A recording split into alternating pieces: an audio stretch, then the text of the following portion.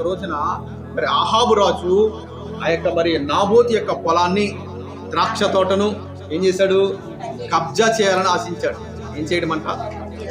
రాజకీయ నాయకులు ఏం చేస్తారండి? ఖాళీగా ఉన్న స్థలాలు ఏం చేస్తారు? ఏదో ఒకటి ట్రస్ట్ కింద, దీని కింద, దాని కింద ఏం చేస్తారంటే వారి పేరునవి రిజిస్టర్ చేసుకుంటారు అనమాట. వారికి ఉన్న అధికారాన్ని బట్టి. దేవునికి స్తోత్రం కలిగి. ఇక్కడ కూడా రాజుగారు కదా, ఒక దేశానికి రాజు కదా, ఒక సామాన్యుడైనటువంటి, ఒక పేదవాడైనటువంటి నాబోతు యొక్క ద్రాక్ష తోటను ఆశించాడు. వెలుస్తానన్నాడు, మరొక పొలాన్ని కూడా ఇస్తానన్నాడు. కానీ ఆయన ఏమంటాడంట, అయ్యా ఇది నాకు నా తండ్రుల దగ్గర నుంచి వస్తున్న ఆస్తి, కాబట్టి దీన్ని నేను విక్రయించడానికి కానీ అమ్మడానికి కానీ అర్హత, అధికారం లేదయ్యా అని చెప్పినప్పుడు అహాబు కూడా దేవుని వాక్యం తెలిసిన వాడే కదా. అహాబు కూడా ప్రార్థన చేయడం తెలుసు, దేవుని యందు భయభక్తులు కూడా కలవాడే గనక ఎప్పుడైతే ఆ మాట నాబోతు చెప్పాడు, వెంటనే అక్కడి నుంచి వెళ్ళిపోవాలి. వెళ్ళిపోయిన తర్వాత, ఇంటికి వెళ్ళిన తర్వాత తన భార్యతో ఏమన్నాడు తెలుసా? నేను నాబోతు యొక్క పొలాన్ని అడిగినప్పుడు ఆ నాబోతు అనేటువంటి ఆ యొక్క వ్యక్తి నా మాటను ధిక్కరించాడు. ఏమంటూ ఉన్నాడంట? నా మాటను ధిక్కరించాడు అని చెప్తూ ఉన్నాడు. కానీ మరొక మాట అక్కడ అహాబు దాచిపెట్టాడు. ఏంటో తెలుసా? అది పిత్రార్జితము, అంటే తండ్రుల ద్వారా సంక్రమిస్తున్నటువంటి ఆస్తి అని తన భార్యకు చెప్పకుండా ఏం చేశాడంట? నేను అడిగాను, ఇవ్వలేదని చెప్పాడు. అప్పుడు వెంటనే ఆమె కోపం ఆకాశమంత ఎత్తుగా ఆమె కోపం రగిలి వెంటనే ఇద్దరు తప్పుడు సాక్షులను నిలబెట్టి నాబోతు నిర్దాక్షిణ్యంగా చంపించేసింది యెజెబెల్ అనేటువంటి అహాబు యొక్క భార్య. చూసారండి ఇక్కడ. అంటే చూడండి, ఇక్కడ నా యొక్క అహాబు ఏం దాస్తూ ఉన్నాడంట? అబద్ధాన్ని దాస్తూ ఉన్నాడు. చూసారండి, అబద్ధాన్ని, వాస్తవాన్ని దాచిపెట్టాడు. కొంతమంది ఏంటంట? వాస్తవమును దాచిపెట్టాడు.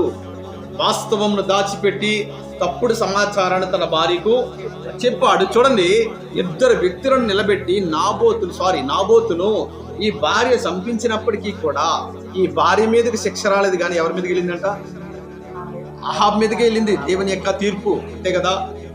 అహాబు నిర్దాక్షిణ్యంగా ఒక వ్యక్తిని చంపేసావయ్యా అంటూ చంపింది ఎవరండి?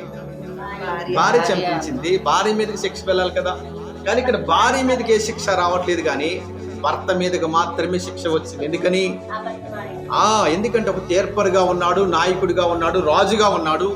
నీవు తప్పు చేస్తావు గనక నీవే శిక్షను అనుభవించాలి అన్నట్లుగా. చూసారా, అక్కడ వాస్తవాన్ని దాచిపెడుతూ ఉన్నాడు. మనము కూడా వాస్తవాలను దాచిపెట్టి తప్పుడు ప్రచారాలు మనం ఏం చేయకూడదు.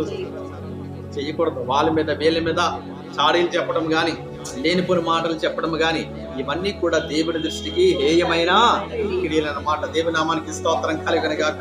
మనము దేవుని మందిరంలో నిలుచున్నాం, దేవుని సంఘంలో ఎదుగుతున్నాం, దేవుని యొక్క మరి సహవాసంలో పెరుగుతున్న మనము హేయమైన క్రియలు అన్నటికీ కూడా మనము చేయకూడదు, అది మనకు తగదు అన్నట్లుగా వాక్యము ద్వారా దేవుడు మనతో హెచ్చరిస్తూ ఉన్నాడు. దేవుని నామానికి మహిమ కలుగునుగాక. సాధ్యమైనంత వరకు మనం ఏం చేయాలంట?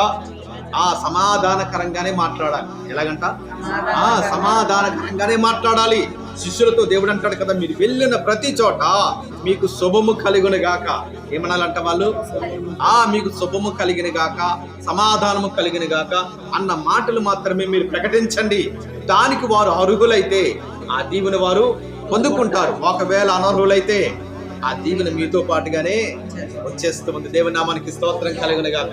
అంతేగాని ఏం చేయకూడదంటే మనము తప్పుడు ప్రచారాలు, తప్పుడు మాటలు, వారి మీద వీరి మీద చాడీలు మనం చెప్పకుండా వాస్తవాలు మాత్రమే మనం ఏం చేయాలంట?